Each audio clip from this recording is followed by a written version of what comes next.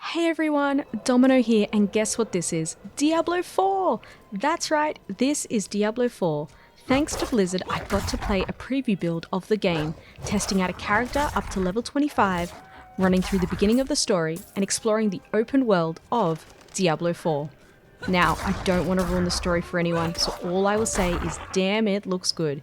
It's dark, it's mysterious, and I cannot wait to continue it when I play the entirety of D4. What you are seeing here is the opening gameplay for D4, and the class you can see here is the Barbarian. I will not be showing any of my gameplay, but instead using footage and screenshots provided by Blizzard to show you what to expect in D4. He bit me! Careful! He's a wild one. Let's talk first about customization of your character. Once you pick your class, Barbarian, Necromancer, Sorcerer, Rogue or Druid, you then go into customizing your character. The customization is not huge and expansive, but there is enough there to create a character that you are happy with. You can change hairstyles and colours, markings and makeups, but not outfits here. Once you are in the game and as you collect gear, you'll be able to change the look of your gear in-game.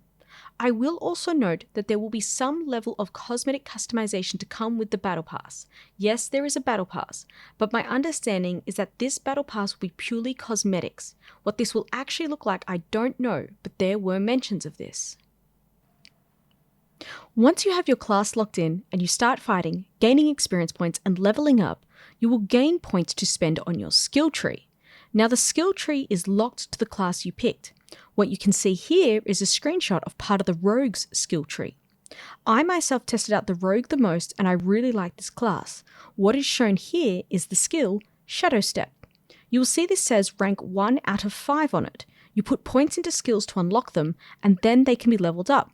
For this skill, it can go up to a rank of 5. Once you unlock a skill, you will see these branches going out from that skill, which provides upgrades. When it comes to these upgrades at the end here, you can only choose one of the two, so pick carefully. You'll be happy to know, however, that you can refund skill points, which will cost you a bit of gold. I refunded points and respect as I went through and played the game. Some skills later on you can't access until you have unlocked a certain amount of skills prior, so as you unlock newer skills, you'll refund old ones in order to equip the new ones. For example, if we look at this tree here for the Sorcerer, you can see Inferno, which is an ultimate skill. You can only have one ultimate skill unlocked, and you might want to refund points earlier up to save space and equip this. Once you have unlocked skills, you equip them here, and as you can see you have limited slots. So if you aren't using a skill, you might as well refund the points and assign them to another skill you are using. The skills you can see here are for a rogue. I'll let a bit of this clip play out so you can see the combat and movement of the characters.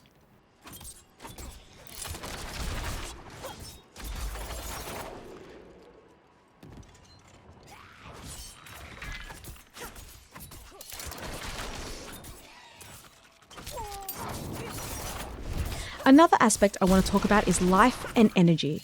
So on the left here is your life and on the right is energy, but this is for the rogue. For a sorcerer, this on the right would be blue and would be mana, and for the barbarian it'd be fury. I can't tell you the other classes because I did not get to try them out. Now, I played a rogue a lot, so that's the class I'll talk the most about. Your energy will refill over time, but there was a skill I could use as a rogue called Invigorating Strike, which would increase my energy regeneration by 20% for 3 seconds. Your health, on the other hand, will need to be refilled via potions. Potions are capped by how many you have, and the number of how many you hold can be increased by visiting the alchemist and using materials you have gathered. As you kill enemies, potions will drop that you can collect, but you can only ever hold whatever your max is. Now, I wanted to show off a boss fight because who doesn't like to see a boss fight? This boss here you'll see is level 45, and so are the players. I did not get to this level as the cap was 25 in the preview I participated in, but I'm sure everyone wants to see a boss fight, so here is a bit of that for everyone to look over.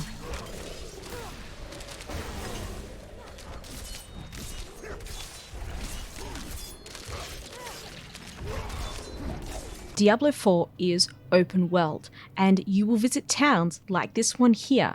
I'm not going to say the name of this town because I cannot pronounce it, but this is one of the first towns I had access to and is a main central hub. The world of D4 is very open, and you can explore where you want.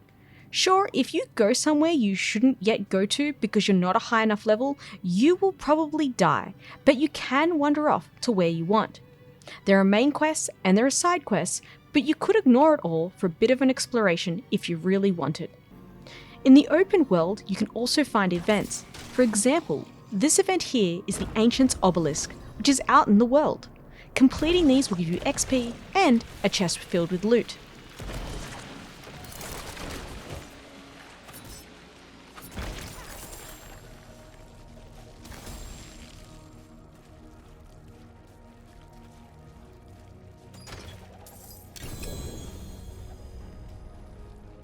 In the open world of Diablo, you can also come across strongholds. Strongholds are places which, I'm going to say for lack of better words, have kind of been overrun, and there's got demonic possession there, and there's just things that are not right with these places. So you go in, clear them out, complete the objectives that are there for that town, and then you'll actually be given access to that town, and you kind of are liberating these strongholds. So they're really cool, they're quite challenging, and I encountered 3 of them when I was playing the game. The last thing to show you is this here. This is your inventory, and specifically this is when talking to the blacksmith. What you can see here is a full inventory, which you will notice there are tabs to separate out certain items. You can see what you've equipped and your stats. On the left, this is showing an item being upgraded at the blacksmith. That's everything I have to show you for now about Diablo 4. If I get access to more info or footage that I can share, I will do more videos. Until then, I hope you enjoyed this video and you're as excited as I am about Diablo 4.